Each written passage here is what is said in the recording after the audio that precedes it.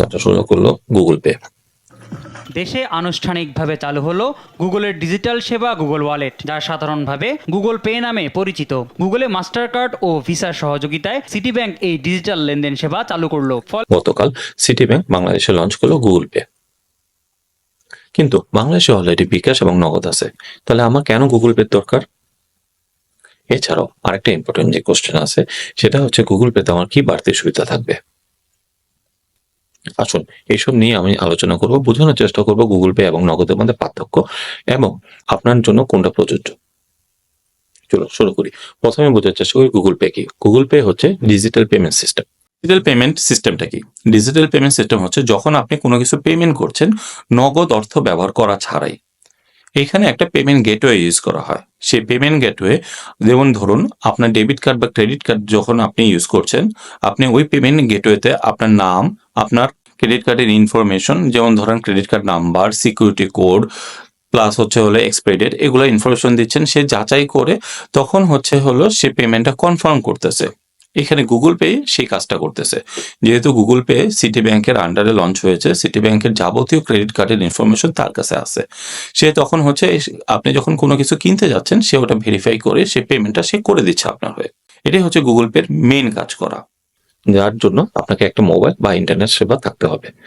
Mobile হলো সেটা হলো অ্যান্ড্রয়েড ফোন থাকতে হবে। অ্যান্ড্রয়েড ফোন যদি আপনার থাকে বা অ্যান্ড্রয়েড সেবা যদি আপনি কোথা থেকে অ্যাভেল করেন, তাহলে পৃথিবীর যে কোনো প্রান্ত থেকে আপনি যে কোনো জিনিস কিনতে পারবেন বা আপনি কোথাও মানি ট্রান্সফার করতে পারবেন। গুগল পের আন্ডারে গুগল ওয়ালেট আছে এবং পে আছে। গুগল ওয়ালেট হচ্ছে যেখানে তার ক্রেডিট কার্ড বা ডেবিট কার্ডটা সংযুক্ত থাকে, কারণ গুগল পে ইউজ করতে হলে আপনাকে অবশ্যই একটা ক্রেডিট বা ডেবিট কার্ড আপনাকে সংযুক্ত করতে হবে। বর্তমানে সিটি ব্যাংক যেহেতু এই সুবিধাটা দিচ্ছে, সিটি ব্যাংকের ক্রেডিট কার্ড বা ডেবিট কার্ড যেটা ভিসা বা মাস্টার কার্ড, সেটা সংযুক্ত করলেই আপনি গুগল পে ইউজ করতে পারবেন। অন্যদিকে বিকাশ এবং নগদের ক্ষেত্রে সেটা প্রয়োজন নেই। ডিজিটাল পেমেন্টেরই আরেকটি মেথড হচ্ছে মোবাইল পেমেন্ট। সেখানে হচ্ছে মোবাইলের মাধ্যমে সব পেমেন্টটা লেনদেন করা হচ্ছে।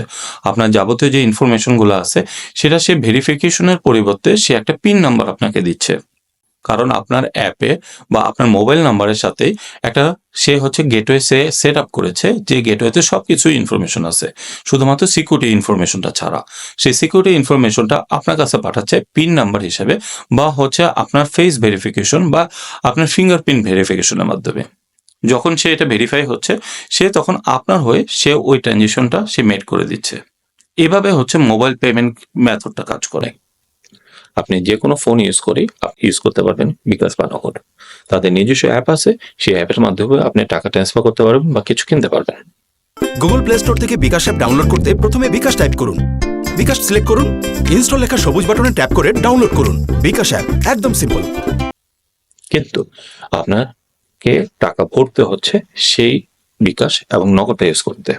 শতবর্ষী ডাক বিভাগ এদেশের মানুষের সাথে আছে আছে বিশ্বাস ও আস্থায়। অবসর নেওয়া সকল ডাক পিয়নকে নগদতার উদ্যোক্তা হিসেবে নতুন করে কাজ করার সুযোগ করে দিচ্ছে। আপনিও থাকুন ডাক বিভাগের ডিজিটাল লেনদেন নগদের সাথে। আরেকটা যে সুবিধা আছে সেটা হচ্ছে আপনার যদি ওই বিকাশ এবং নগদ থাকে, আপনি যে কোনো জায়গা থেকে টাকা ক্যাশ ইনও করতে পারবেন, যেটা আপনি গুগল পের জন্য পারবেন না। গুগল পেতে আপনি টাকা উঠাতে পারবেন না, শুধুমাত্র কিছু কিনতে পারবেন অথবা টাকা সেন্ড করতে পারবেন। এই গুগল পের আরেকটা সবচেয়ে বড় উপকারিতা যেটা হচ্ছে এটা সারা পৃথিবীতে গ্রহণযোগ্যতা। পৃথিবীর মোটামুটি সব জায়গায় গুগল পে ইউজ হয়। তো আপনি বাংলাদেশে বসে পৃথিবীর যে কোনো জায়গায় আপনি শপিং করতে পারবেন অথবা টাকা ট্রান্সফার করতে পারবেন। যদিও টাকা ট্রান্সফারের ক্ষেত্রে বাংলাদেশ ব্যাংকের কিছু লিমিটেশন আছে, সো সেই ক্ষেত্রে হয়তো আপনি পারবেন না, বাট আপনি কিছু কিনতে পারবেন উইদিন লিমিটেশন। নগদ বা বিকাশের ক্ষেত্রে সেটা সম্ভব না। আরেকটা যেটা প্রতিবন্ধকতা আছে গুগল পের জন্য সেটা হচ্ছে বাংলাদেশের সব জায়গায় গুগল পে এখনো হয়তো বা পৌঁছায়নি, কিন্তু বাংলাদেশের প্রত্যন্ত অঞ্চলে বিকাশ বা নগদ পৌঁছে গেছে। তো বুঝতেই পারছেন যে কিছু ক্ষেত্রে হলো বিকাশ এবং নগদের অনেক অ্যাডভান্টেজ আছে, কিন্তু গুগল যেহেতু একটা বিশাল বড় কোম্পানি এবং তাদের অফিস সারা পৃথিবীর সব জায়গায় মোটামুটি আছে, সেজন্য ভবিষ্যতে হলো এই গ্যাপটা তারা হচ্ছে মিনিমাইজ করতে পারবে। এছাড়াও বিকাশ বা নগদে অনেক ধরনের আর্থিক লেনদেনের সহায়তা প্রদান করে। যেমন ধরুন কোনো কিছু ইনস্টলমেন্ট দিতে যাচ্ছেন বা কোনো কিছু বিল পেমেন্ট করতে যাচ্ছেন, সেটাতে বিকাশ এবং নগদ এখন অনেক ক্ষেত্রে অনেক সাবলীল। সেক্ষেত্রে গুগল পে অনেকটাই পিছিয়ে আছে। হয়তোবা তারা ভবিষ্যতে এই জায়গাটা দখল করতে পারবে। কিন্তু বিকাশ এবং নগদের যে ফুটপ্রিন্ট বাংলাদেশে বর্তমানে বিস্তৃত আছে, সেটা আসলে ব্যাপক এবং সেই জায়গাটা দখল করতে গুগলের অবশ্যই কিছু সময় লাগবে। এখন চিন্তা করুন আপনার জন্য কি প্রযোজ্য। যদি আপনার কাছে একটা সাধারণ মোবাইল ফোন থাকে, ডেফিনেটলি আপনি বিকাশ এবং নগদেই আপনি কনসেন্ট্রেট করতে পারেন। যদি আপনার অন্য কোনো ব্যাংকের ক্রেডিট কার্ড বা ডেবিট কার্ড থাকে, সেটা ক্ষেত্রে আপনি গুগল পে বাংলাদেশে ইউজ করতে পারছেন না বর্তমানে। হয়তো ভবিষ্যতে সেই দরজাটা ওপেন হবে।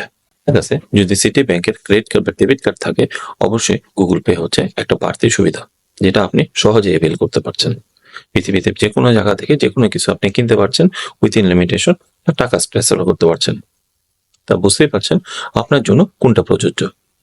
আজকে এই পর্যন্ত। কোনো কিছু যদি আমার এই ভিডিও থেকে নতুন শিখে থাকেন, ডেফিনেটলি একটা লাইক করে আমাদের হেল্প করেন, কমেন্টস করে জানান কোন জিনিসটা ভালো লাগলো, কোন জিনিসটা আমি মিস করেছি সেটাও বলতে ভুলবেন না।